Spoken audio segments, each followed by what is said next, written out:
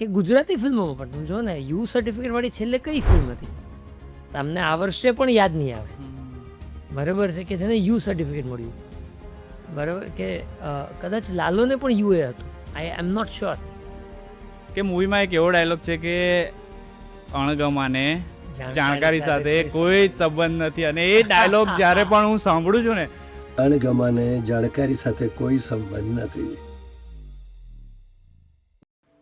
કેવું થયું એમ કે એ જો નોકરી ના જાત તો તમને સમય આપત, પણ એ સમય આપત તો રોટલી કેવી રીતે આપત? એમને જો રોટલી આપવી છે ને તો એ તમને સમય નહીં જ આપી શકે, અને એ સમય ના આપવાનું એમને પણ એટલું જ દુઃખ હશે. દુઃખ છે. અને એમનું જે કેરેક્ટર છે શોના, શાના હા, તો એ જે પેલું નામ છે શોના, એ પેલું બાબુ સોનાવાળા, એના પરથી ના ના ના ના ના ના ના એવું કોઈ સીન ખરું જેમાં તમે રિયલીમાં રડ્યા હોય?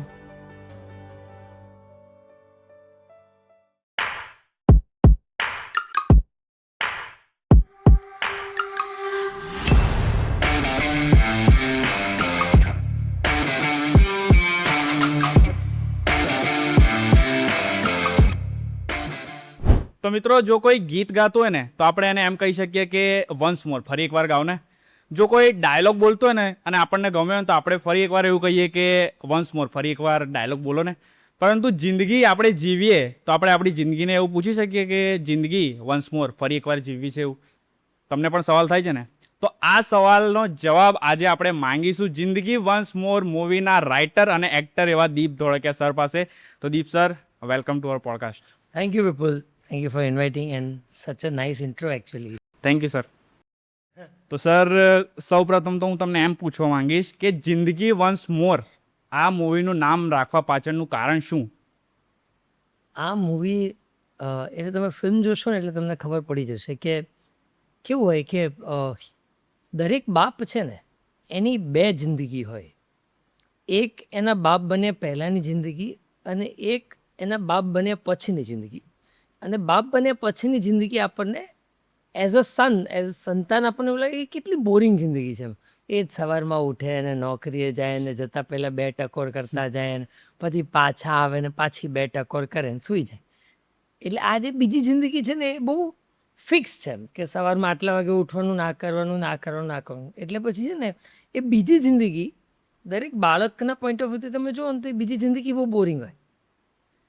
હવે એવામાં મારી ફિલ્મની વાત એવી છે કે એ બાપની જે પહેલી જિંદગી હતી, જો કોઈ સંતાન એ એના બાપની પહેલાંની જિંદગી જાણી લે અને એને વન્સ મોર જીવાડવાનો પ્રયત્ન કરે બાપને, તો એ બાપની જિંદગી કેટલી ઇન્ટરેસ્ટિંગ હતી અને અત્યારે થઈ શકે છે ઓર છે એનો તમને સાર મળે એમ. એટલે એ જ આખો હાર્દ છે આ ફિલ્મનો, જિંદગી વન્સ મોરનો. અને એટલા માટે ધીસ ટાઇટલ એમ કે એ જિંદગી જે બાપની બાપ બન્યા પહેલાંની હતી એને એઝ અ સંતાન આપણી પણ કંઈક જવાબદારી બને ને. એમણે આપણને મોટા કર્યા ને એ મોટા કરવામાં એમણે બોરિંગ જિંદગી પાછી જીવી લીધી. હવે આપણે મોટા થઈ ગયા ને આપણે કમાતા થઈ ગયા ને આપણે સેટલ થયા, તો હવે આપણી એ જવાબદારી છે કે એમનું જ્યારે ઘડપણ હોય ત્યારે એમને એ જિંદગીનો હિન્ટ આપીએ, એમને ટાઈગર બનાવીએ પાછા. એ જ્યારે જે ટાઈગરે હતા એમની પહેલાંની જિંદગીમાં. તો એ થોટ હતો, એટલા માટે જિંદગી વન્સ મોર એપ્રોપ્રિએટ ટાઇટલ છે. તો આ જે મૂવીની વાર્તા છે એ કોઈ પર્સનલ લાઈફ પર બેઝ છે? તમારી કોઈ પર્સનલ એમાં એ હતી કે પછી એક કાલ્પનિક વાર્તા હતી? એટલે પર્સનલ લાઈફમાંથી ઇન્સ્પિરેશન મળે. જેમ કે મારા પપ્પા સિદ્ધાર્થ સરનું જે કેરેક્ટર છે એ એક્ઝેક્ટલી મારા પપ્પા જેવું છે. એટલે એની થોટ્સ, એની ફિલોસોફી, આ બધું મારા પપ્પાના લાઇન્સ છે, મારા પપ્પાની ડાયલોગ્સ છે જે મારા પપ્પા બોલ્યા હોય. કે મારા પપ્પા એવું ઘણી બધી વાર કહે કે ભાઈ મર્સિડીઝ હોય કે મારુતિ મને ફરક પડતો નથી એમ. તો એ જે થોટ છે ને કે ભાઈ ગાડી એટલે એસીવાળો ડબ્બો, એનું કામ ધૂળ ધુમાડાને તાળ તડકાથી બચાવવાનું. તો આ બધી મારા પપ્પાની લાઈનો છે. અને એ આ બધી પપ્પા મારી લાઈનો બોલે રાખે. એટલે પછી છે ને એ થોટ છે, બેઝિકલી એમના વિચારો છે. એ વિચારો આ કેરેક્ટરમાં આવ્યા છે સિદ્ધાર્થ શર્મા. તો એટલું પર્સનલ લાઈફ ઇન્સ્પિરેશન ખરું કે પછી મારા બાને અલ્ઝાઇમર્સ હતો, તો એ થોડું ઇન્સ્પિરેશન કે હા ઓકે તમને એઝ અ ટૂલ જ્યારે અલ્ઝાઇમર યુઝ થાય છે ત્યારે આવી રીતે પણ એક નેવિગેટ થાય છે. તો બહુ બધા પર્સનલ લાઈફના એનેકડોટ્સ ઇન્સિડન્ટ્સ છે જેનાથી ઇન્સ્પિરેશન લઈને એક વાર્તામાં ઘડામણ આવ્યું છે. ઓકે. અને સર એવું સાંભળવામાં આવ્યું છે કે આ વાર્તા જે છે, આ જે કહાની છે એ તમે 10 વર્ષ પહેલાં લખી હતી 2016માં. તો 10 વર્ષ પછી તમે આજે સફળતાનો સ્વાદ ચાખ્યો એ કેવો લાગ્યો, અને 10 વર્ષ સુધી રાહ જોવાનું શું કારણ શું હતું? કારણ કંઈ ન હોય, એ તમારા હાથમાં ના હોય એ વસ્તુ.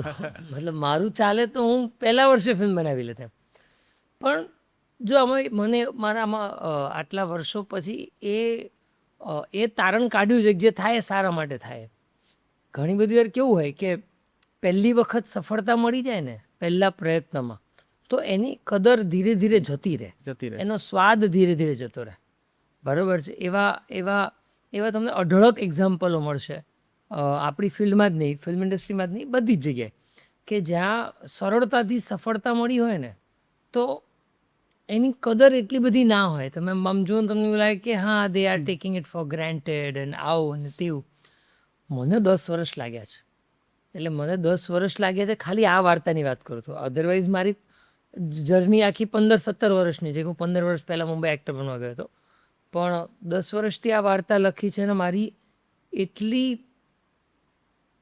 મતલબ દ્રઢપણે એવું માનવું હતું કે આ વાર્તામાં એ વાત છે જે લોકોના હૃદયને સ્પર્શશે અને લોકોના હૃદયમાં કંઈક પોઝિટિવ પરિવર્તન લાવે.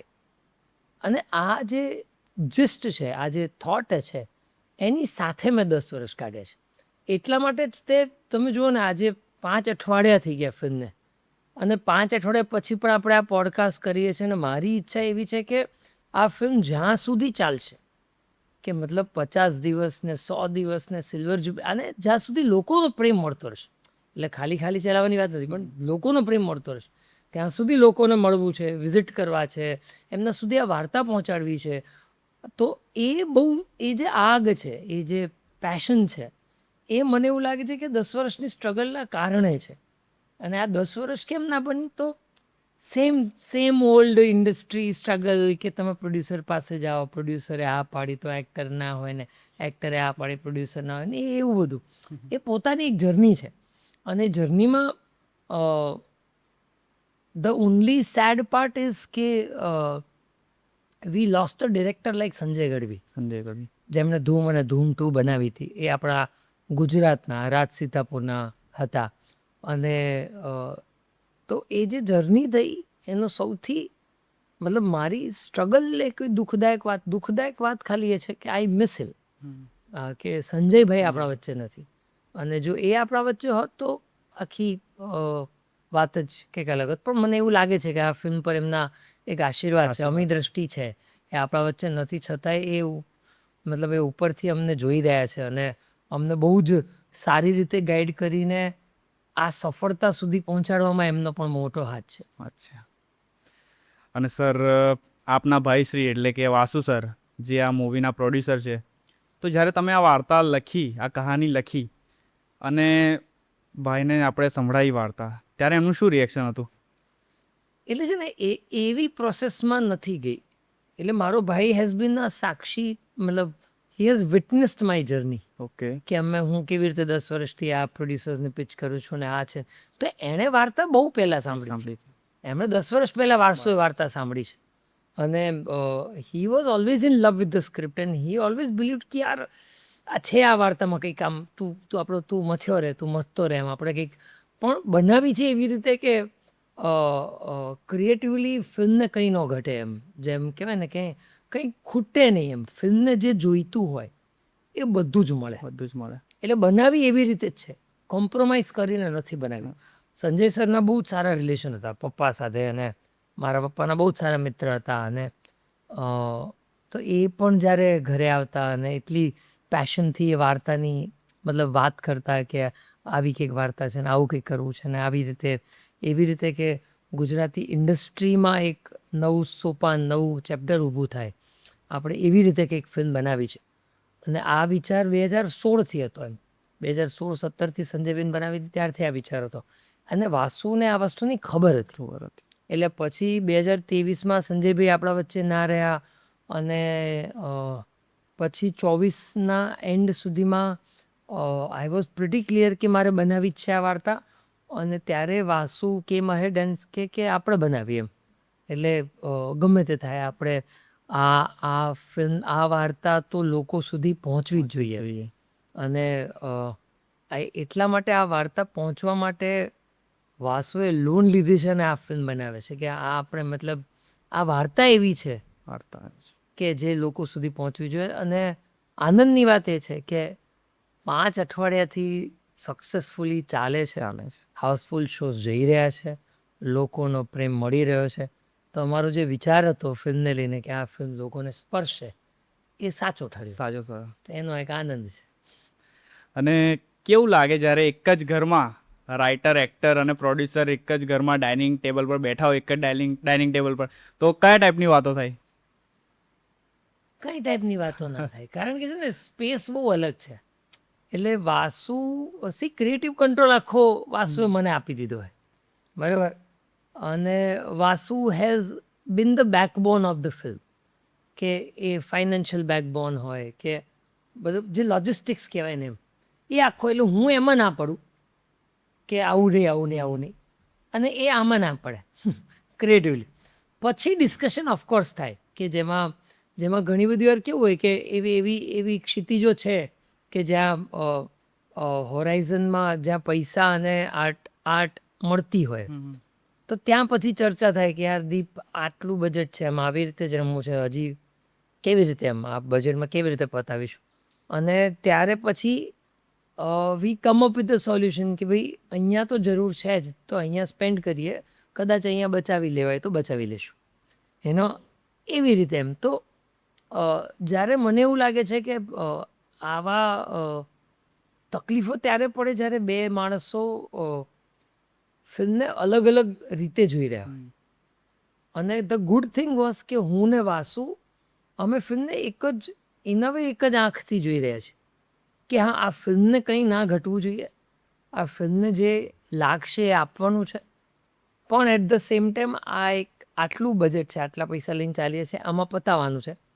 તો એના પછી છે ને ક્રિએટિવ ડિસ્કશન હોય કે આવું કંઈક કરી નાખીએ તો, આવું કંઈક કરી નાખીએ તો, આવું કંઈક કરી નાખીએ તો, and then we bring a solution which does not feel કે તમે compromise which should not look like a compromise, which should not be a compromise. એટલે એ જે આઈડિયા આવે એ ઉતરતી કક્ષાનો ના હોય, એ ઉપરની કક્ષાનો, એવી વાત છે. ઓકે. અને સર, દીપ સર જે રાઇટર છે પોતે આ મૂવીના, અને એમણે શેખર નામનું પાત્ર ભજવ્યું છે જિંદગી વન્સ મોર મૂવીમાં. ઓકે. તો દીપભાઈ શેખરમાં કઈ રીતે સ્વિચ થતા, એટલે કે રાઇટર એઝ અ એક્ટર કઈ રીતે સ્વિચ થઈ જતા હતા? એટલે મારી માટે છે ને મારું એવું માનવું છે કે જ્યારે રાઇટર જ એક્ટર હોય ને તો એ સ્વિચ સહેલો હોય એવું મને લાગે છે. એટલે બહુ બધા રાઇટરોના અલગ અનુભવ હોઈ શકે જે રાઇટર એક્ટર છે એમના, પણ મને એવું લાગે છે કે જ્યારે રાઇટર જ એક્ટર બને ત્યારે એનો સ્વિચ સહેલું એટલા માટે હોય કે તમે જ્યારે એક્ટર હોય ને તો તમારો એઝ એન એક્ટર એક તમારી જોબ પ્રોફાઇલનો હિસ્સો છે કે તમારી સામે આ જે સ્ક્રિપ્ટ છે, આ સ્ક્રિપ્ટમાં આ સીન આપણે કરીએ, કેમ કે પછી ફિલ્મમાં બધું નોન લિનિયર થતું હોય. એટલે જરૂરી નથી કે તમે પહેલો સીન પહેલા દિવસે શૂટ કરશો, તમે પહેલા દિવસે ક્લાઇમેક્સ શૂટ કરતા હોઈ શકો અને મતલબ એનો 15મા દિવસે પહેલો સીન શૂટ કરતા હોઈ શકો. તો એના કારણે શું હોય કે એક્ટરની જોબ પ્રોફાઇલનો એક મોટો હિસ્સો એ છે કે આ સીન ચાલુ થાય છે એની પહેલાં કોઈક એ જે કેરેક્ટર છે એ કઈ રિધમમાં હતું, પહેલાં એણે શું કર્યું હતું.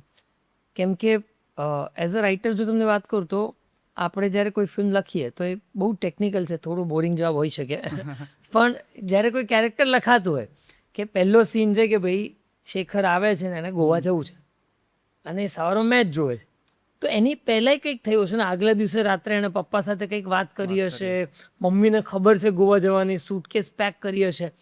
એ બધું ફિલ્મમાં નથી, બરાબર, પણ તમે જ્યારે પરફોર્મ કરતા હોય ત્યારે એઝ એન એક્ટર જ્યારે તમારી પાસે પહેલો સીન આવ્યો છે ત્યારે તમારી જવાબદારીમાં આવે કે તમે એની પહેલાંના સીન્સ વિશે વિચારો અને એ સીનનો એ મૂડ કેરી થાય. તમે અત્યારે આપણે અહીંયા બેઠા છે તો અત્યારે હું બેઠો હોય તો તમારી સાથે બેઠો હોય, આપણે ઓફ ધ રેકોર્ડ જે પણ વાત કરતા હોય એમાં એ મૂડ છે ને, એમાં ગાડીમાં આવ્યા, બરાબર, માની લો કે મેં અત્યારે ગાડીમાં આવતા આવતા વાસુ સાથે ઝઘડો કર્યો હોય, બરાબર, તો અહીંયા આખો અલગ મૂડ હોય, અલગ વાત હોય, તો એ મૂડ કેરી થાય ને. તો એવી રીતે પહેલો સીન જ્યારે તમે પરફોર્મ કરતા હોય ત્યારે પ્રીવિયસ જે પણ થયું હોય એઝ એન એક્ટર તમારે એ વિચારવું પડે કે આવું આવું કંઈક થયું હશે અને પછી આ મૂડમાં છે તો તમારી રિધમ બને, બરાબર. તો તમારી રિધમ બને એઝ એન એક્ટર, ડાયલોગ બોલવાની રિધમ બને, ઇમોશનની રિધમ બને અને એ રિધમ પ્રમાણે તમે પરફોર્મ કરો. હવે જ્યારે તમે રાઇટર હોય ત્યારે તમે આ બધું જ વિચારી લીધું હોય લખતી વખતે અને હવે તમે પરફોર્મ કરો છો તો બિકોઝ તમે માણસ સેમ છો. દીપ ધોળકિયા ઇઝ પ્લેઇંગ શેખર, તો જ્યારે હું શેખર પણ પ્લે કરું છું ત્યારે મારી પાસે હિસ્ટ્રી આખી છે કેરેક્ટરની કે આ કાલે આવું કરતો હતો ને પરમ દિવસે આવું કરતો હશે ને એની પહેલાં આવું કરતો હશે અને એ રિધમમાં અહીંયા આવે છે ને અહીંથી પછી વાત આગળ વધારે છે. એટલે as an actor writer it's a rare combo, very rare combo. બહુ ઓછા એક્ટર ડિરેક્ટરો બહુ બધા મળશે. Actor writer is a very rare combo. Rare પણ એ રેર કોમ્બોના લીધે it has its position of strength. અને સર એક સૌથી પહેલાં તો હું છે ને સેલ્યુટ કરીશ, કેમ કે મૂવીમાં એક ડાયલોગ છે અને તમે જ રાઇટર છો એના, તો મને ખ્યાલ છે કે તમે જ લખ્યો હશે આ ડાયલોગ, કે મૂવીમાં એક એવો ડાયલોગ છે કે અણગમાને જાણકારી સાથે કોઈ જ સંબંધ નથી. અને એ ડાયલોગ જ્યારે પણ હું સાંભળું છું ને તો મને આમ એવું થાય કે ના બાપ આવા જ હોય. તો સિદ્ધાર્થ સર જ્યારે એ ડાયલોગ બોલે છે ને તો અલગ જ સ્માઇલ આવી જાય છે ચહેરા પર. હા, it's a beautiful line, it's very beautiful line કે અણગમાને જાણકારી. પણ મારી માટે એ ફિલ્મમાં લિટલ સ્પોઇલર એલર્ટ, બટ મારી માટે એ ફિલ્મમાં એ ડાયલોગ એટલા માટે જરૂરી હતો કે બિકોઝ એ બાપની જૂની જિંદગી સાથે પણ જોડાયેલો છે ને. એ ક્રિકેટની જ્યારે વાત કરે છે અને આટલી પ્રિસાઇસલી વાત કરે છે, ડીપલી વાત કરે છે કે આ બોલ આ રીતે આવ્યો, આ બોલને તારે સ્ટ્રીટમાં મારવાની જરૂર હતી ને તું કેમ કવરમાં મારે છે. અને father is a cricket hitter and તો એના માટે અને મારે એ થોડું ઢાંકવાનું પણ હતું એટલા માટે પણ એ લાઈન હતી. પણ એટ ધ સેમ ટાઈમ અણગમો was precise through out in the beginning of the film. તો એટલા માટે મારે એને ઢાંકવા માટે અણગમાને જાણકારી સાથે કોઈ સંબંધ નથી. સર જે ડાયલોગ ડિલિવરી અને જે સ્ક્રીન પ્લે ચાલી રહ્યું હતું, હેડ્સ ઓફ છે સર. યસ એ સિદ્ધાર્થ સરે જે રીતે ડિલિવરી લીધી છે it's so beautiful, it's very heart touching. એટલે this is what actor brings કે રાઇટરે તો લાઈન લખી નાખી પણ પછી એ રાઇટરની લખેલી લાઈનમાં પ્રાણ પૂરવાનું કામ તો એક્ટર જ કરે છે. અને એમાં સિદ્ધાર્થ સર આઈ થિંક જાદુગર છે એ બાબતે કે એમણે આવી તો બહુ બધી લાઈન છે જે તમને એવું લાગે કે ઓ એઝ અ મતલબ કેટલી સુંદર એમ કેટલું પપ્પા લાઈક લાગે છે. તો એવું કંઈ હતું કે જે સ્ક્રિપ્ટમાં ના આવે પણ સિદ્ધાર્થ સરે ડાયલોગમાં કન્વર્ટ કર્યું એવું કંઈ? એવું છે ને બહુ ઓછું હતું. That was the good thing. એમ સિદ્ધાર્થ સરે આ વસ્તુ મને એઝ અ વેરી કોમ્પ્લિમેન્ટિંગ વેમાં કીધું હતું કે બહુ ઓછી વખત મારે જોક્સમાં એવું બહુ થયું છે, એટલે જે પણ થયા છે ને એ હ્યુમરમાં બહુ થયું છે. એટલે એવું અને Siddharth sir Bing legend the way he is કે એમણે મારી ઉંમર કરતાં વધારે ઉંમરથી ઓર વધારે વર્ષોથી એ કોમેડી કરે છે. હ્યુમર એમનો ફોર્ટે છે.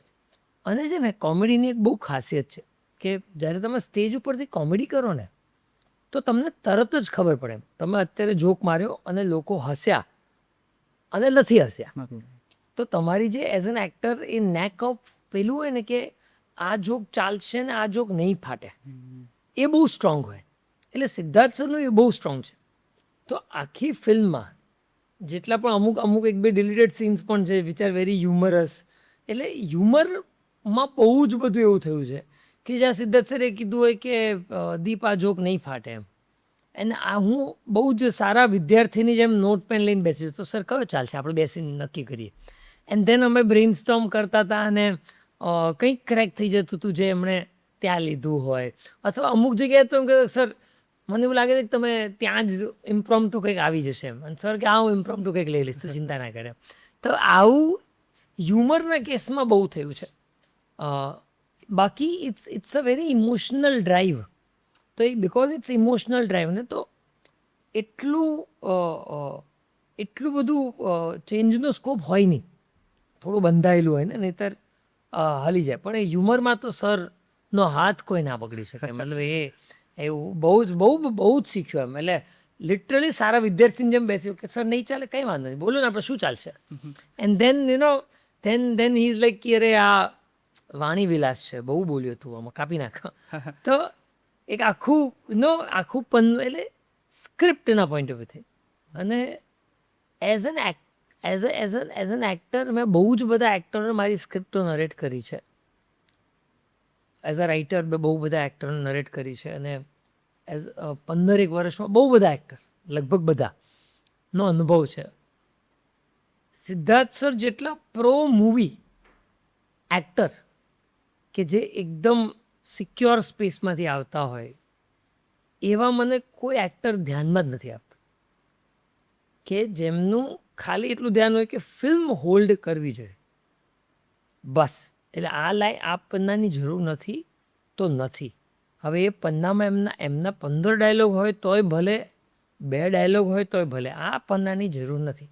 અને પછી હું જ્યારે કહું કે ના આ લાઈન તો જોઈએ છે, તો ત્યારે હી વિલ સે કે તો પછી છે ને આપણે આખા પન્નાની જગ્યાએ એક લાઈન હું આવી બોલ્યો ને તું આ લાઈન લઈ લે. એનો એન્ડ પછી મારે એમને કહેવું પડે sir it's a hero line એમ. તો ઇટ્સ ધેટ એમ. He is very pro movie. તો એટલે છે ને આવા લેજન્ડો સાથે કામ કરો ને તમને ઘણું બધું શીખવા મળે એમ. રોજ બરોજમાં શીખવા મળે એમ. અને સર પહેલું એવું મૂવી હું જોયું જેમાં જે ટાઇટલ્સ આવે છે એ વખતે જે પ્રોડ્યુસરનું નામ આવે એની પાછળ પણ એમના પિતાનું નામ આવે, જે કાસ્ટ આવે એમાં પણ આગળ પિતાનું નામ આવે, જે ગેસ્ટ કલાકાર છે એમની આગળ પણ ચેતેશ્વર પૂજારા, એમની આગળ પણ તો પહેલા વિચારવા પડી ગયો. હા, અરવિંદભાઈનો દીકરો ચેતેશ્વર પૂજારા. હું એકવાર વિચારવા પડી ગયો. પછી મને યાદ આવ્યું કે હું બાપ બેટાની પિક્ચર જોવા આવ્યો છું, પણ અસલમાં મૂવી પત્યું ત્યારે ખબર પડી કે ના ખરેખર આવું કેમ કર્યું. તો આ આઈડિયા કોણ હતો? ના, મારો જ હતો આઈડિયા. એટલે see we are dedicating it to all the fathers. એટલે even before opening credit starts શરૂઆતમાં જ લખેલું આવે છે કે ડેડિકેટેડ ટુ ઓલ ફાધર્સ. તો પછી if we are dedicating it to all fathers then why not, then why can't. મેં ચેતેશ્વર પૂજા કરણ જોહરને પણ યશ જોહરનો દીકરો Karan Johar. It is written that way because we are dedicating it to father. So and it was not a gimmick for us.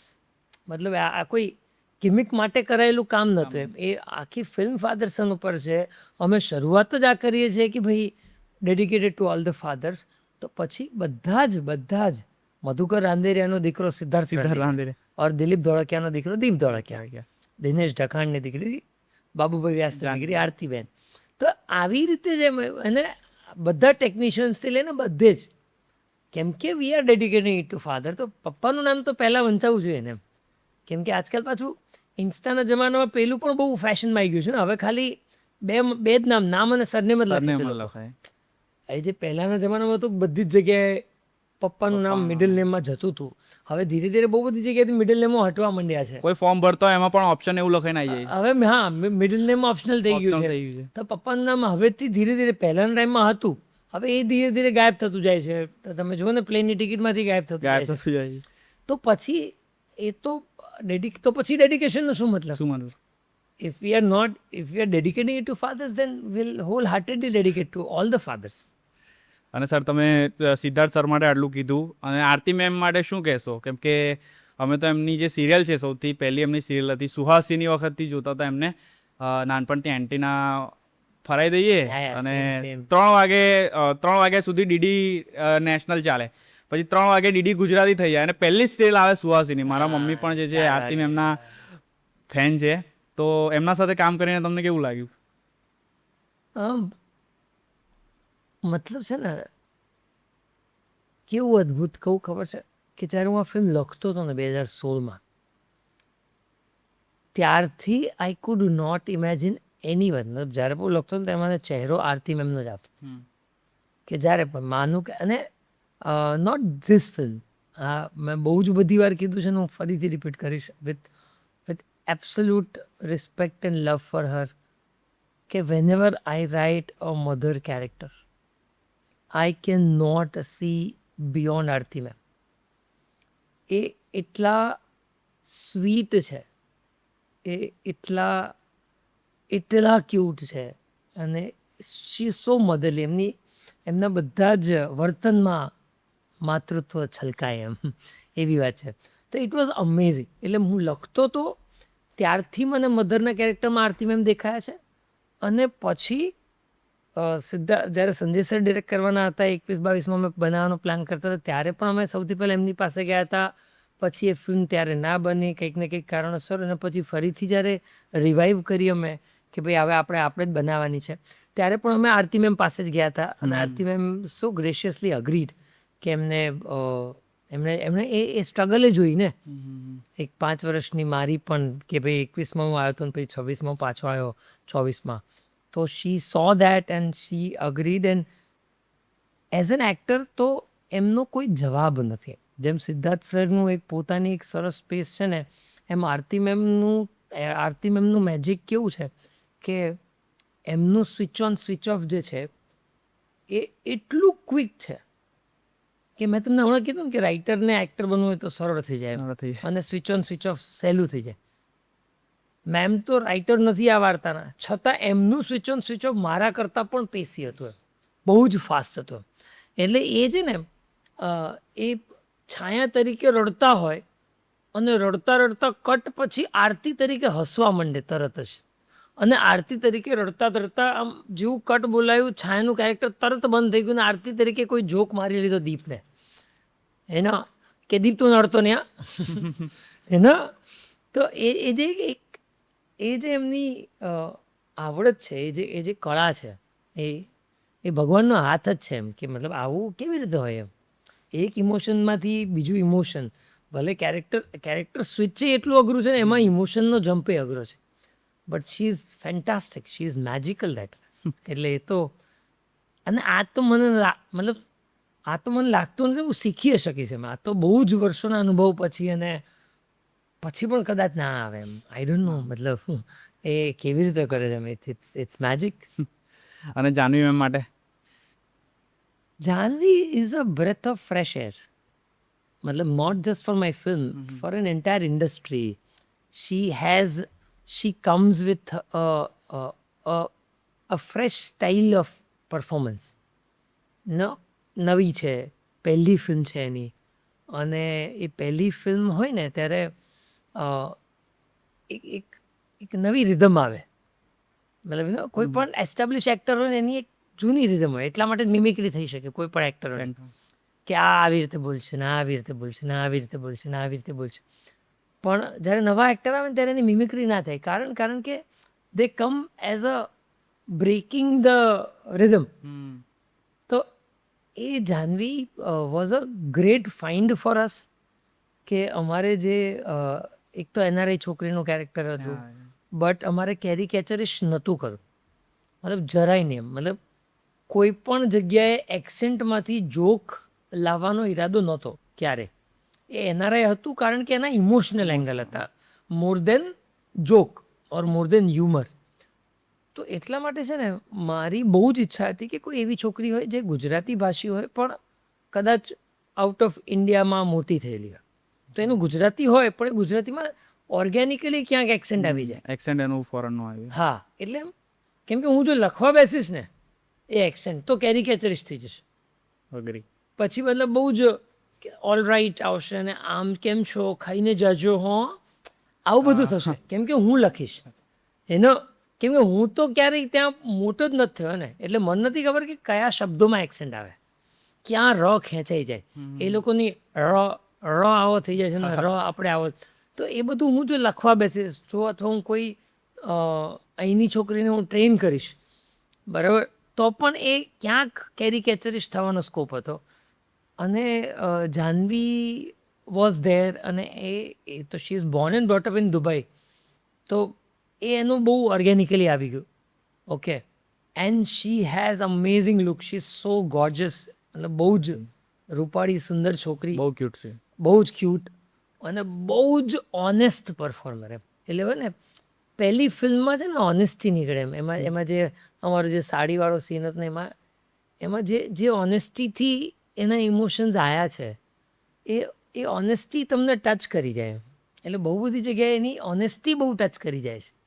અને એમનું જે character છે શોના, શાના હા, તો એ જે પેલું નામ છે શોના, એ પેલું બાબુ સોનાવાળા એના પરથી ના ના ના ના ના ના ના શોના એ બાબુ શોનામાં SHO એને આવે પણ આપણે SHAU એને છે.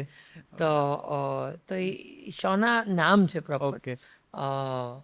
તો યા મતલબ આઈ ન્યૂ સમવન નેમ શોના and Shauna. I really love that name so yeah. Okay.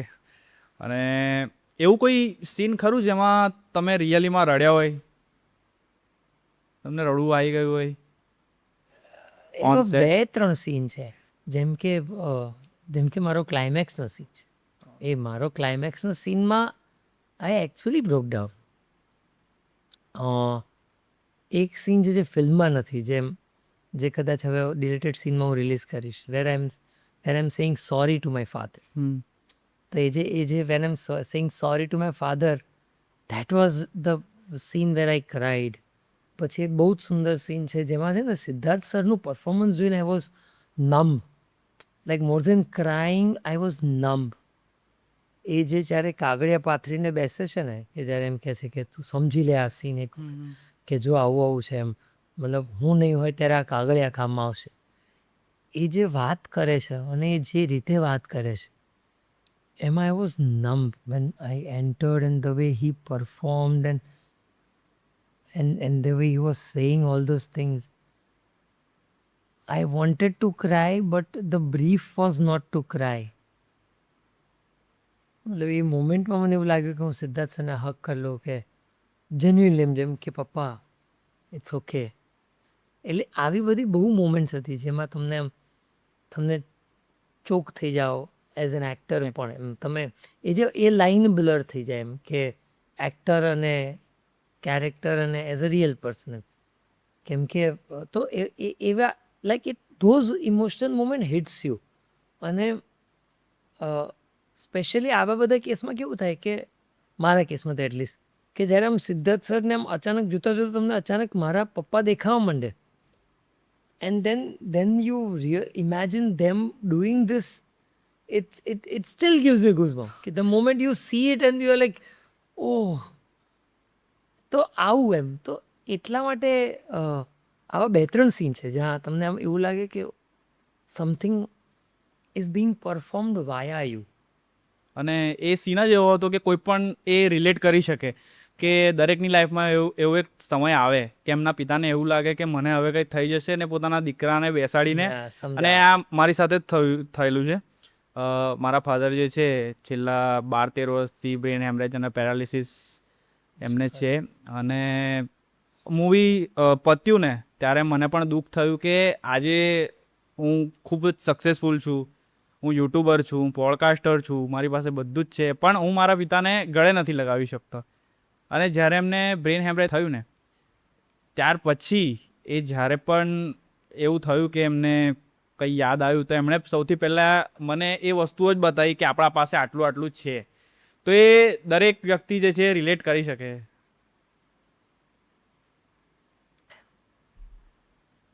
તો દરેક વ્યક્તિ જે છે રિલેટ કરી શકે છે આ. I understand. Yeah. It's very heartbreaking. I mean, that's the like seeing your father, seeing your parents growing old is the hardest feeling ever. મતલબ એ છે ને એટલા માટે જ મને આ વસ્તુનું છે ને, અને પેરેન્ટ્સમાં તે સ્પેશિયલી છે ને મમ્મીઓ વિશે બહુ જ લખાયું છે. મમ્મીઓ ઇમોશનલ હોય છે અને for all the right reason. It's amazing. Motherhood is also is a very great thing. પણ ફાધરહુડ છે ને ચેરિશ જ નથી. એ છે ને પ્રોવાઈડ કરવાના ચક્કરમાં છે ને બહુ ગેપ આવી ગયો કે એ કેવું થયું એમ કે એ જો નોકરી ના જાત તો તમને સમય આપત, પણ એ સમય આપત તો રોટલી કેવી રીતે આપત. એમને જો રોટલી આપવી છે ને તો એ તમને સમય નહીં જ આપી શકે, અને એ સમય ના આપવાનું એમને પણ એટલું જ દુઃખ હશે. દુઃખ છે. કોને ના ગમે કે આ મારો દીકરો છે કે મારી દીકરી છે કે એની સાથે હું થોડને બધું મારે એની સાથે ટાઈમ સ્પેન્ડ કરો છે, પણ પછી એ પણ છે ને કે યાર એની સ્કૂલની ફીસ બાકી છે, એ કોણ ભરશે? પડશે. એટલે એ છે ને ફાધરહુડ, આ બે ઇમોશનમાં હંમેશા એ દ્વંદ્વમાં જ બાપ રહી ગયા, બધા જ બાપ દુનિયાના.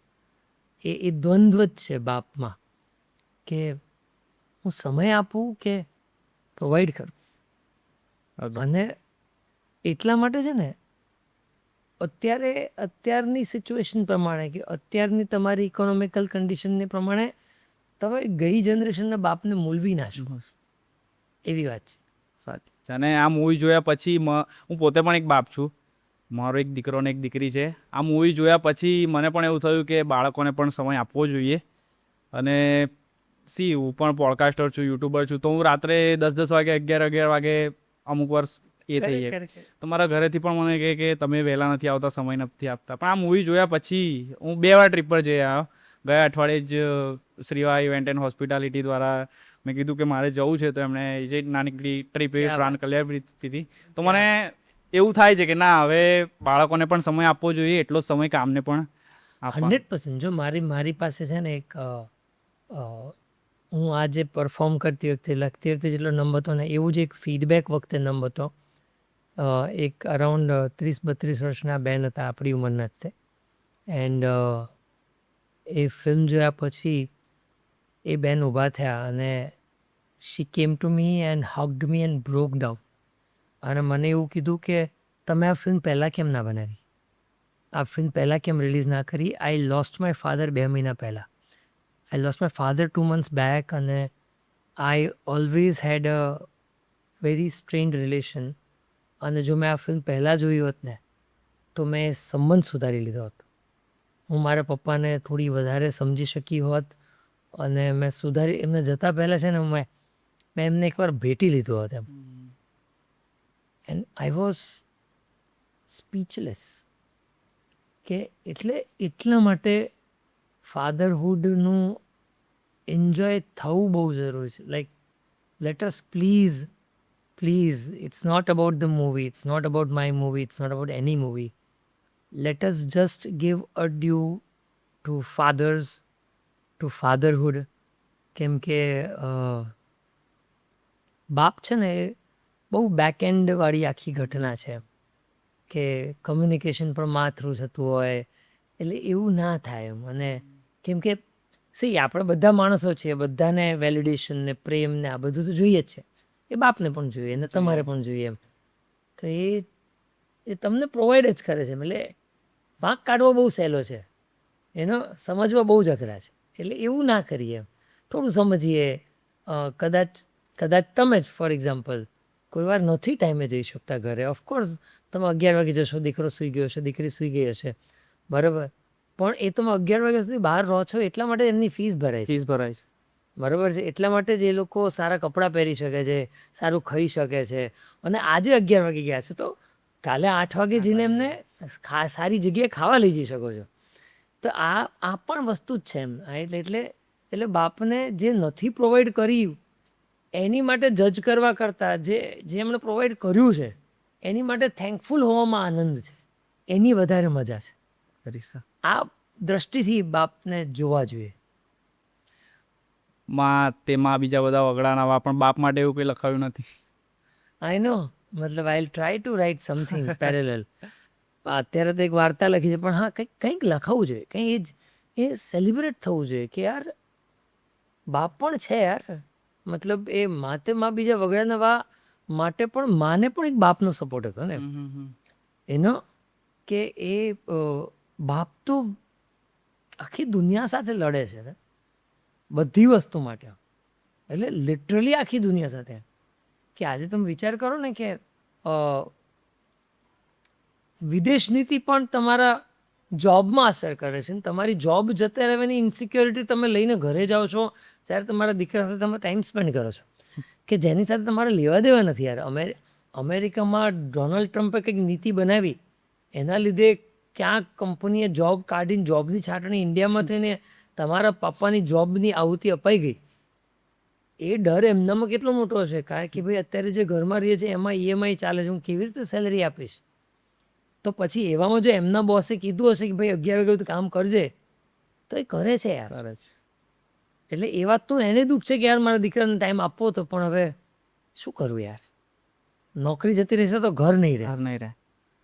એટલે આ જે ઘટનાઓ છે ને, આની માટે કંઈક હોવું જોઈએ. પપ્પાને થોડું વધારે, કેમ કે એ જેમ એટલા માટે જ આ થોટ, એટલા માટે જ આ ફિલ્મ, એટલા માટે જ આ વિચાર કે બોરિંગ કેવું સહેલું છે. તમે એને જાણો તો ખરી, વોટ મેડ હિમ બોરિંગ. આના જવાબમાં જશો ને ત્યારે તમને ખબર પડશે કે you, I am really sorry to all the kids, all the સંતાન, પણ યુ મેડ ધેમ બોરિંગ. કે તમારા જન્મથી તમને પ્રોવાઈડ કરવા માટે એ બોરિંગ થયા છે. બોરિંગ થયા છે. અને એ જ આ ફિલ્મનો હાર્ટ છે જિંદગી વન્સ મોરનો, કે તમે જાણો એમની જોડે એકવાર બેસીને, ચલો કદાચ રિલીવ નહીં કરાવી શકો, પણ એકવાર બેસીને જાણો તો ખરી. એમને કે થોડી મતલબ પાણીપુરી લારી ખોલ્યું હશે. એ 8મા ધોરણનું બાળક, એ પણ 8મા ધોરણમાં છે ને ત્યારે એમણે પણ વિચાર્યું છે હું એક્ટર બનીશ, ક્રિકેટર બનીશ, પાયલટ બનીશ. એમણે થોડી બોલ બેરિંગના વેપારી બનવું હશે. મૂવીમાં પણ હું એ જોયું કે પિતા પાસે સામાન્ય ગાડી હોય છે અને બાજુમાં જ એક્ઝેક્ટલી. દીકરાની ગાડી જે છે એમના કરતાં થોડી હાઈફાઈ ગાડી પડે યસ યસ. એટલે એ જ બાપ છે ને એમ, કે એ ભલે એવું માને કે ભાઈ ગાડીનું કામ શું છે, ફિલ્મમાં જ તેમ કે પિક્ચરમાં એ કહે છે કે ભાઈ ગાડીનું કામ ટાઢ ને તડકાથી બચાવવાનું હોય, અને એના જ દીકરાને એ મોંઘી ગાડી આપે. મોંઘી ગાડી આવે. ક્યાં ભાઈ ઠીક છે, તું એવું નથી માનતો પણ વાપરી લે એમ. દરેક ઘરમાં એવું પણ હોય છે કે દીકરાને કંઈ જોઈતું હોય તો પિતા આજે ના પાડે, પણ બીજા દિવસે ચેક કે કેશ હાથમાં ધરી દે છે. મૂવીમાં બીજા બતાવે દિવસે મમ્મી થ્રુ કેવડાવી દે ને કે હા ઓકે લઈ લે, પતાવી દે. એટલે પિક્ચરમાં એવું જ છે ને કે ભાઈ ખબર છે ધંધો નહીં ચાલે પણ ઉડાડી લે, તને એવું ના લાગવું. હવે છે ને આ એકદમ રિયલ મારી સાથે થયેલી ઘટના છે. મારા પપ્પાએ મને આ વસ્તુ કીધી, જ્યારે મેં પપ્પાને કીધું પપ્પા મારે એક્ટર બનવું છે, તો પપ્પાએ મને આવીને કીધું કે યાર મને ખબર નથી, પણ તને એવું ના લાગે કે પપ્પાએ ના રોક્યો તો તું શાહરૂખ ખાન બની ગયો હોત? બની જાય શાહરૂખ ખાન. મને ખબર નથી કેવી રીતે બનાય છે, તો તું એ મારી પાસે, મને નથી ખબર મારે શું કહેવું. મેં કીધું ખબર તો મને નથી, મુંબઈ જાવ. તો આ સેમ ડાયલોગ છે, પણ એ બિકોઝ એ બિઝનેસ કોન્ટેક્સમાં છે એટલે અંબાણી આવી ગયું કે તને એવું ના લાગે કે બાપાએ ના રાખ્યો તો અંબાણી બની ગયો. દરેક બાપના છેલ્લા શબ્દ આવે કે હજુ એકવાર વિચારી લેજે. હા, કશું પણ કામ ચાલુ કરતા પહેલા હજુ એકવાર વિચારી લેજે. હજુ એકવાર વિચારી લેજે. અને આજકાલની જનરેશન જે છે એમાંના ઘણા લોકો કહેતા પણ હશે કે પપ્પા તમને ના ખબર પડે, પપ્પા તમને ના ખબર પડે. આવી જનરેશન છે અને આ મૂવીની એકચ્યુઅલી જરૂરી હતી આ સમયમાં, કેમ કે આજકાલના સમયમાં લોકો પોતાના પિતા સાથે બેસીને સરખી રીતે વાત બી નતા કરતા. કરેક્ટ. એટલે વાતચીત જરૂરી છે, પછી બાકી બધું જ સેકન્ડરી છે.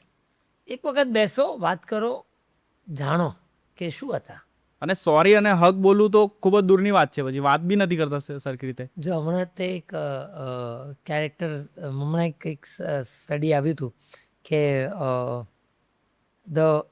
The fathers getting hug from their children has reduced to 3 times a year.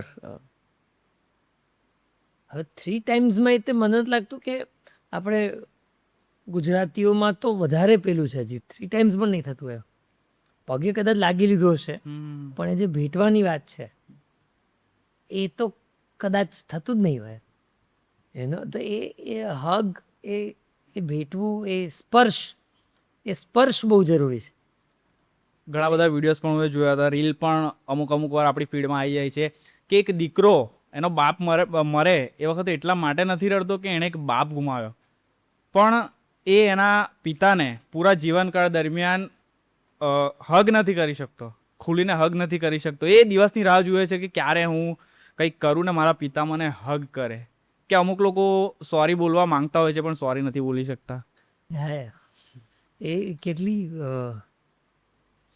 મતલબ એ કેવી હદે આપણે એઝ અ સોસાયટી પણ કેટલા મતલબ આ તો હગ નથી કરી શકતો. કેટલા દીકરાઓ એવા છે જે કદાચ લાસ્ટ મોમેન્ટમાં પપ્પાની સાથે પણ નથી રહી શકતા. અને બીજું એક સ્પેક્ટ્રમ આ છે કે દીકરાને દુઃખ છે અને બાપ સાથે, એક સ્પેક્ટ્રમ વૃદ્ધાશ્રમનું છે કે કેટલા બધા દીકરાઓ મા બાપને તરછોડીને વૃદ્ધાશ્રમમાં મૂકી દે છે અને આ અને તે ને, એ બીજું સ્પેક્ટ્રમ છે. અને એમાં એક ત્રીજું સ્પેક્ટ્રમ છે કે બહુ જ પ્રેમ છે, સાથે છે, અને છતાંય મતલબ આ તો સાથે નથી, આ તરછોડાઈ દે, અહીંયા તો સાથે છે, એક જ ઘરમાં છે, છતાંય હજી એક ગેપ છે. એ ગેપને બ્રિજ કરવા માટે મને એવું લાગે છે કે મારી બહુ અદમ્ય ઈચ્છા છે કે 7 કરોડ ગુજરાતીઓ આ પિક્ચર જોવે, આ પિક્ચર જોવે અને એમને જે ફીલ થાય છે ને એ ફીલ ઉપર એક્ટ કરે. એટલે મારી ઈચ્છા છે ને માણસોને માણસ રાખવાની છે, એમને નંબર નથી બનાવવા, કલેક્શનની વાત નથી કરતા, પણ તમે પ્લીઝ જુઓ આ ફિલ્મ, જુઓ આ ફિલ્મ, તમારામાં કંઈક એવું જન્માવશે જે તમે ક્યારેય ફીલ નહીં કરેલા. અને એની એક અસર છે લોંગ લાસ્ટ. જે મારા પર પણ થઈ. આઈ એમ સો ગ્લેડ. અરે સર, હાલમાં એક થોડા સમય પહેલાં બોલિવૂડમાં મૂવી આવી હતી એનિમલ. એ પણ પિતા પુત્ર પર આધારિત છે અને એક તરફ છે આપણી મૂવી એ જિંદગી. તો છે જ, એ તો છે જ. એનિમલ તો પિતા પિત્રો પર છે જ એમ, પણ મતલબ જેમ કીધું ને, એનિમલની વાત નથી, પણ ઓવરઓલ એક સાયકોલોજિસ્ટ પણ આજકાલના બહુ છે. ફાધર ઇશ્યુ, ડેડી ઇશ્યુઝ, બહુ જ એ શબ્દ બહુ લૂઝલી યુઝ થાય છે કે ભાઈ મતલબ એનો એનિમલમાં એક સીન છે કે મેં આપકો પાપા પાપા કહે બોલાતા હતા, આપ સુનતે નહીં થે, આપ સુનતે નહીં થે. પણ એનું એક સ્પેક્ટ્રમ, એક ફેક્ટ એ પણ છે કે જો ત્યાં એ કદાચ એ જે પૈસાની ડીલ કરતા હશે ને એ ડીલ નહીં થાય ને તો એ મોટા બંગલામાં નહીં રહી શકે. અને મોટી સ્કૂલમાં જ્યાં ગન લઈને જાય છે ને ત્યાં એ નહીં જઈ શકે.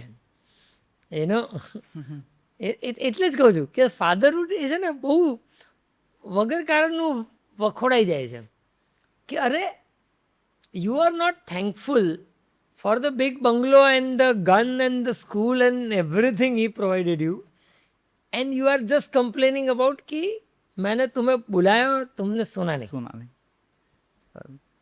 આ એક સ્પેક્ટ્રમ છે.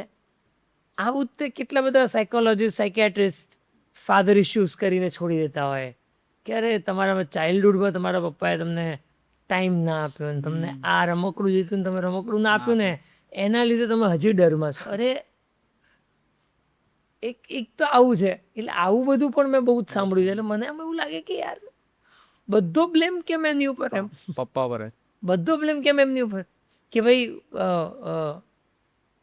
3 વર્ષનો હતો ને પપ્પાએ આમ ક્યારેક ટપાર્યો હોય, ટકોર્યો હોય થોડીક. અરે ભાઈ આપણી તો આખી જનરેશન, મિલેનિયલ જનરેશને માર ખાધો છે પપ્પાનો, અને પપ્પાના માર ખાવાથી કંઈ બગડી ગયા હોય એવી કોઈ વાત નથી એમ. પણ હવે કે અરે આ નેક્સ્ટ જનરેશનના જ્યારે સાયકોલોજીસ્ટ, સાયકેટ્રિસ્ટવાળા કરતા કે પપ્પાએ 3જા ધોરણમાં થપ્પડ મારી હતી ને એના લીધે આ બધું છે. અરે એવું નથી ને એમ. આવી વાત છે એમાં કે એ ફાધર ઇશ્યુ કરીને આખો ટર્મ ટોસ થાય છે. શું કરવા ટર્મ ટોસ થાય છે આઈ ડોન્ટ નો.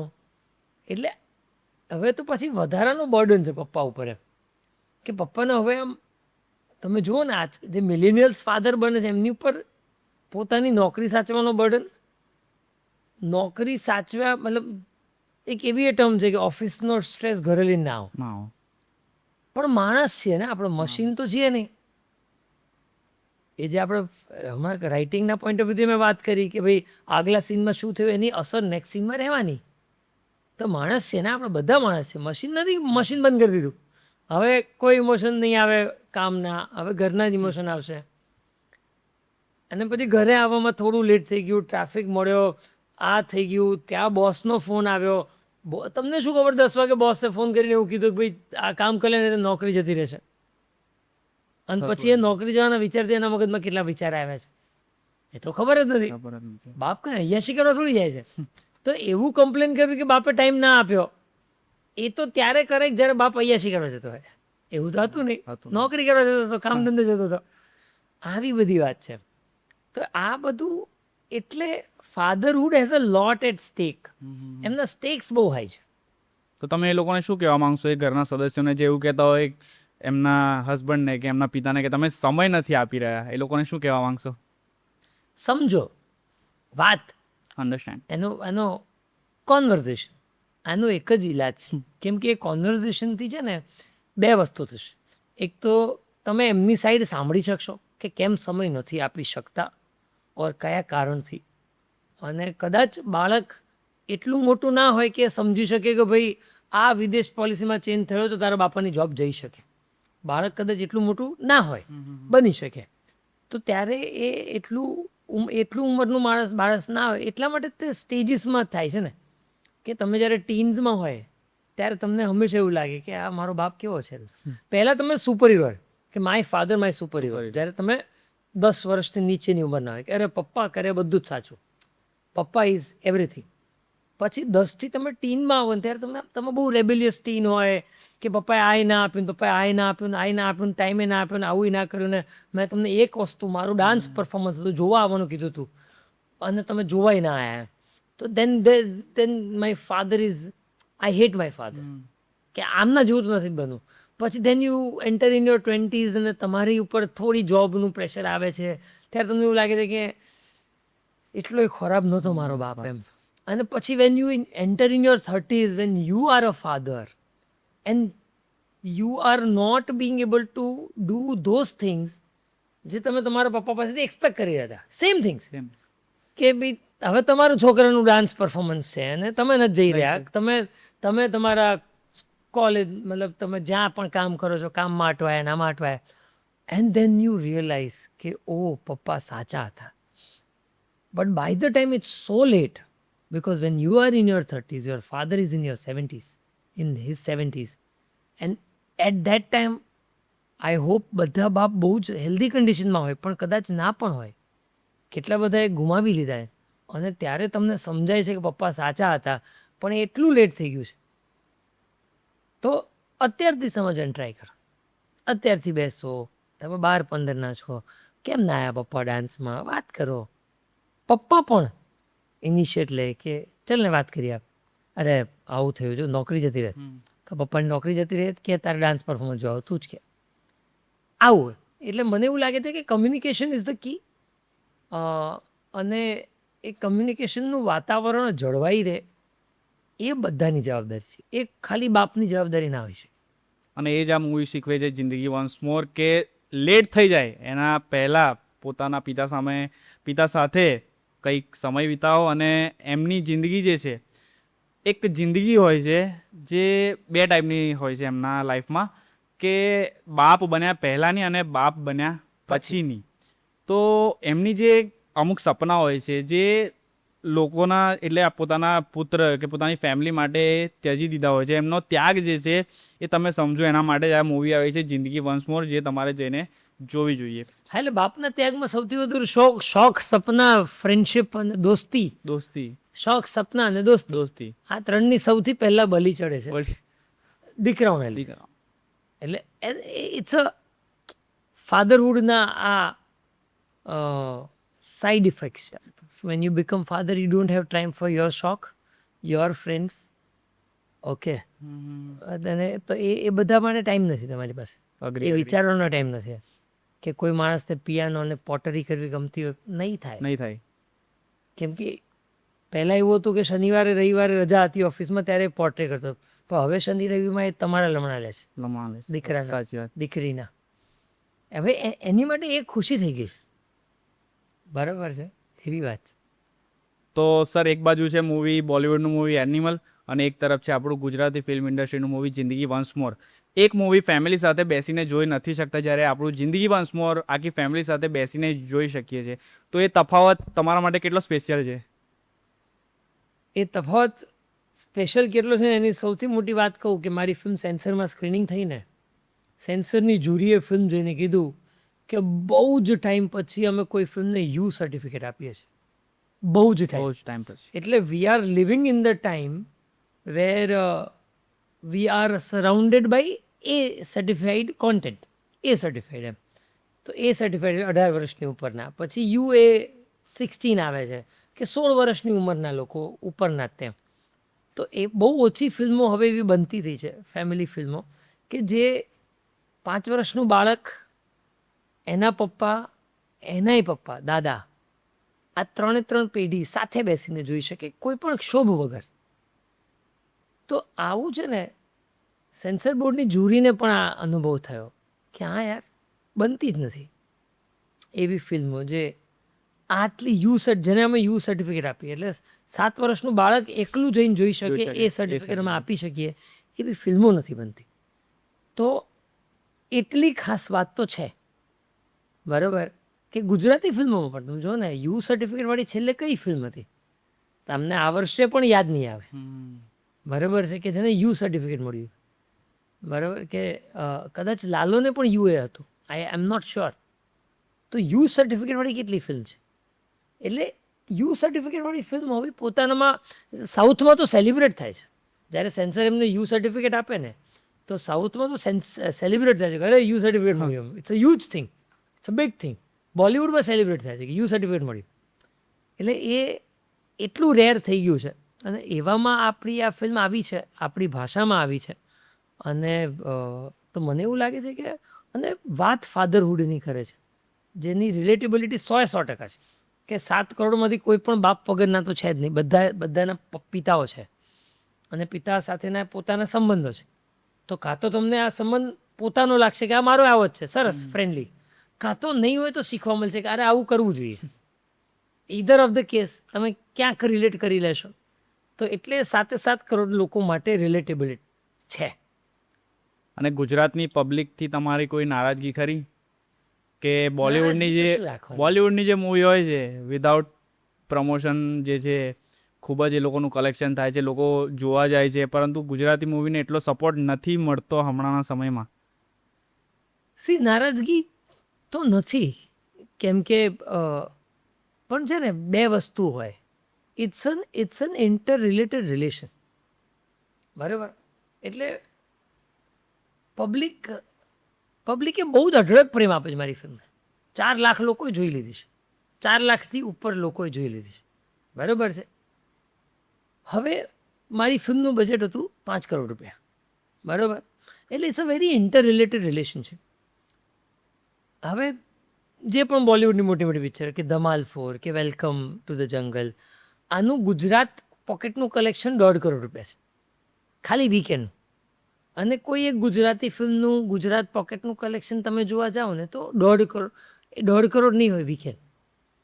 એ જે ગેપ છે, એ ગેપ પછી તમને એવી જ બજેટની ફિલ્મો મળશે જો ગુજરાતી ઓડિયન્સની પ્રાયોરિટીમાં ગુજરાતી ફિલ્મને, see with all due, they have their own rights. એમને એમના 200 રૂપિયાની ચિંતા કરવાની. એ જે એક પપ્પા હશે, એ એમના દીકરાને 200 રૂપિયાની ટિકિટ, પોતે 200 રૂપિયા, મમ્મીના 200 રૂપિયા, એવી રીતે કરીને 1000 રૂપિયા એ બચાવે છે કે ચલો મારા દીકરાને પિક્ચર જોવા લઈ જાઉં, એને મજા આવશે.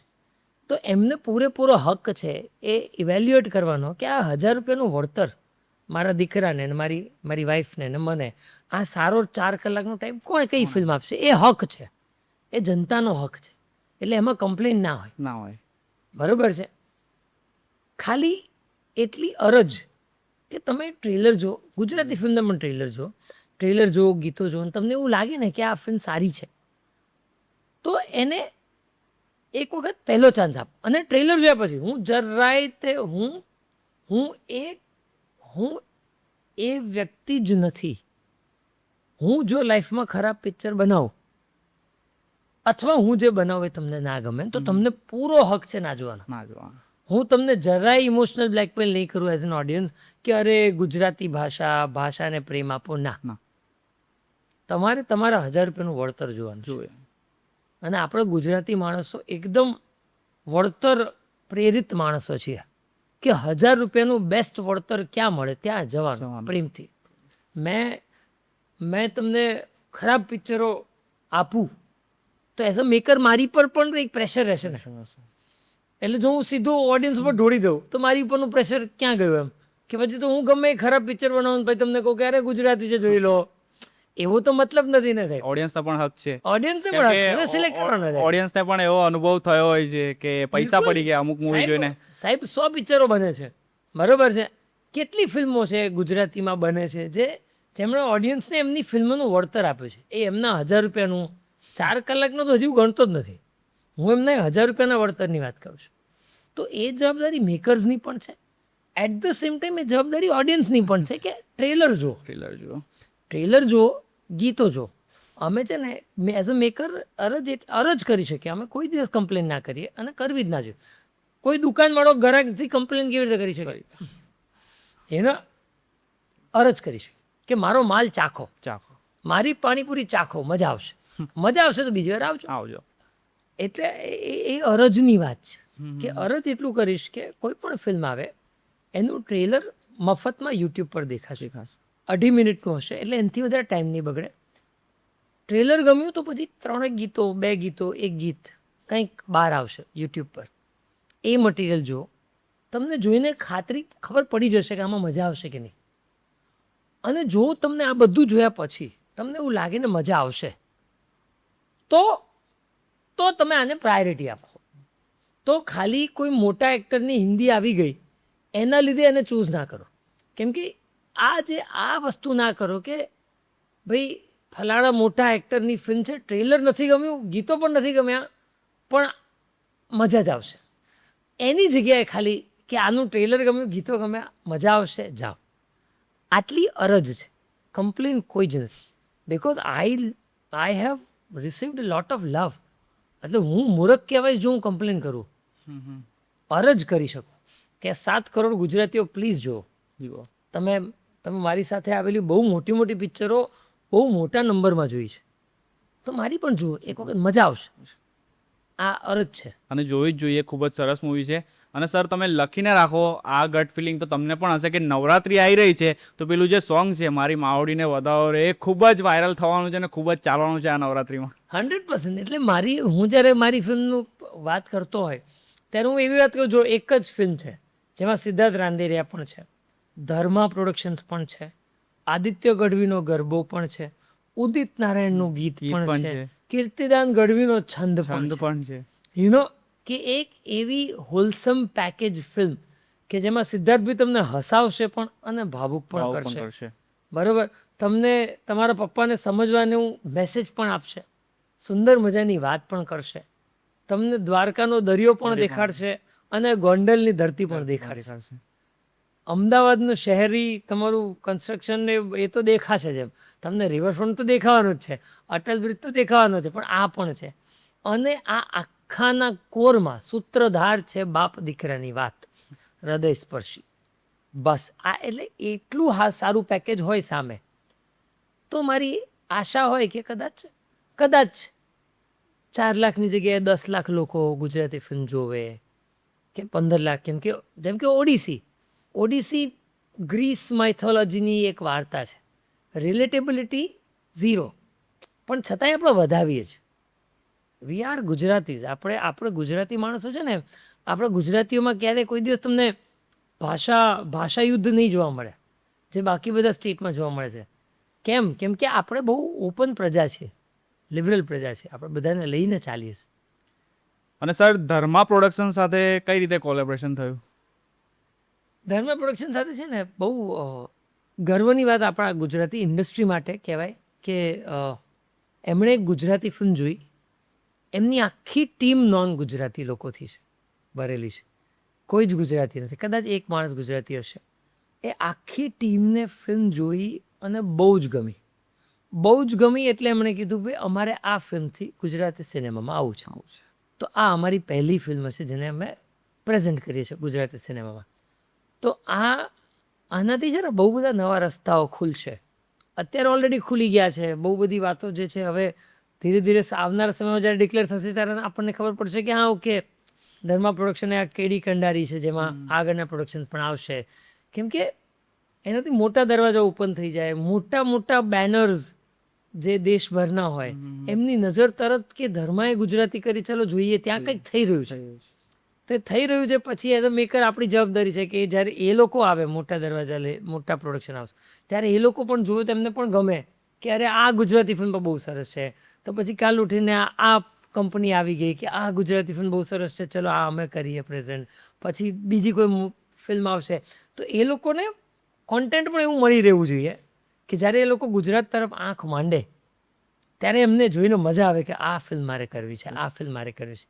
And I would be more than happy કે જેટલા મોટા પ્રોડક્શન્સ આવે, જેટલું મોટું ઇન્વેસ્ટમેન્ટ આવે, જેટલા દરવાજાઓ ખુલે અને એ પછી પાછી ઓડિયન્સની જવાબદારીમાં આવી જશે કે ઓકે હવે આવી ગયા, ચલો હવે 10 કરોડની પિક્ચર આવી ગઈ, મોટા પ્રોડક્શન હાઉસે આવી ગયા, હવે તમે પહેલી પ્રાયોરિટી આપશો, અગેન તમને 200 રૂપિયાનું વળતર મળે તો જ.